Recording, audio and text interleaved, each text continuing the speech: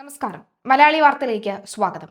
ഷാഫി പറമ്പിലിനെ മുൻനിർത്തിക്കൊണ്ട് രാഹുൽ മാങ്കൂട്ടത്തിന്റെ വിടവിനെ നികത്താനുള്ള നീക്കത്തിലാണ് കോൺഗ്രസ്.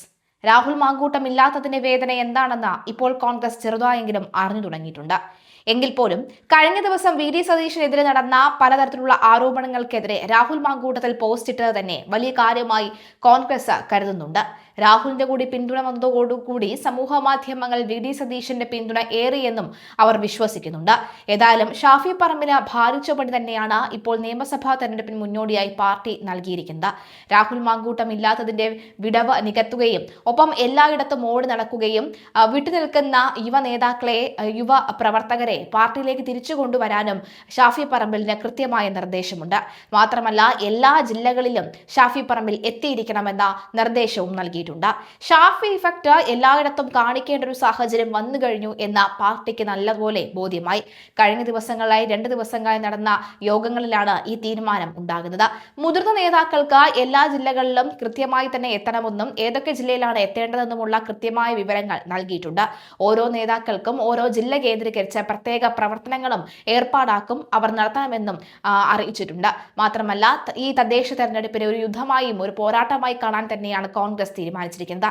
അതുകൊണ്ട് തന്നെ വളരെ നേരത്തെ തന്നെ സ്ഥാനാർത്ഥി പട്ടികകളൊക്കെ തന്നെ തയ്യാറാക്കി പുറത്തുവിടാനും ഇവർ തീരുമാനിച്ചിട്ടുണ്ട്. പരമാവധി അടി ഒഴിവാക്കി എത്രയും വേഗം തന്നെ തെരഞ്ഞെടുപ്പിലേക്ക് ഇറങ്ങുക, അതിനുവേണ്ടി നടപടിക്രമങ്ങൾ ആരംഭിക്കാൻ തന്നെയാണ് കോൺഗ്രസിന്റെ തീരുമാനം.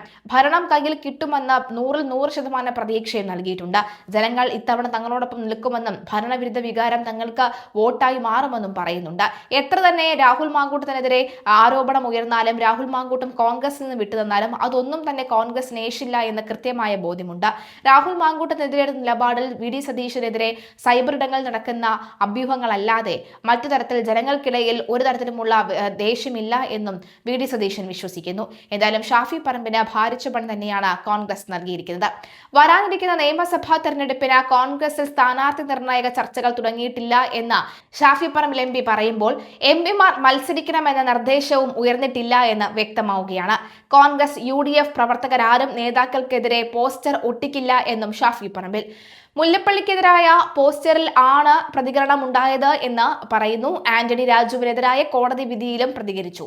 ഇനി ആരോപണമില്ല, കോടതി കുറ്റക്കാരനെന്ന് കണ്ടെത്തി. ലഹരി കേസിൽ ആണ് തെളിവ് നശിപ്പിച്ചത്.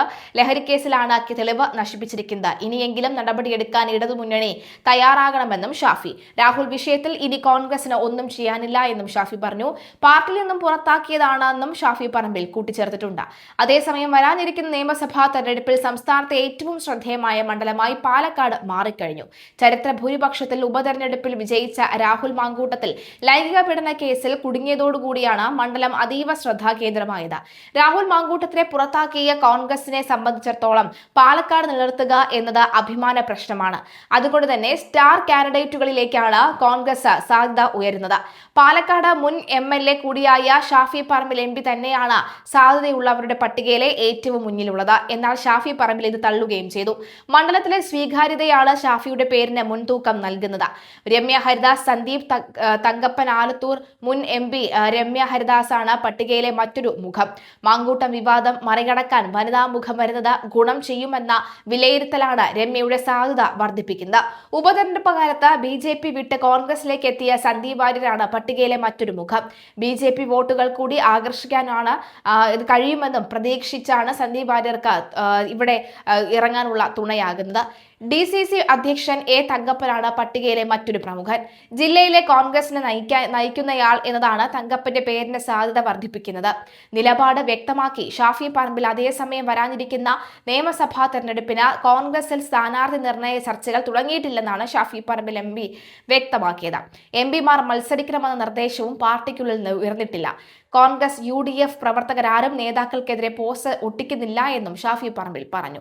മുല്ലപ്പള്ളിക്കെതിരായ പോസ്റ്ററിലാണ് ഷാഫിയുടെ പ്രതികരണം വരുന്നത്. രാഹുൽ മാങ്കൂട്ടത്തിൽ വിഷയത്തിൽ ഇനി കോൺഗ്രസിന് ഒന്നും ചെയ്യാനില്ലെന്നും പാർട്ടിയിൽ നിന്നും പുറത്താക്കിയതായാണ് ഏറ്റവും ശക്തമായ നടപടിയെന്നും ഷാഫി പറമ്പിൽ കൂട്ടിച്ചേർത്തു.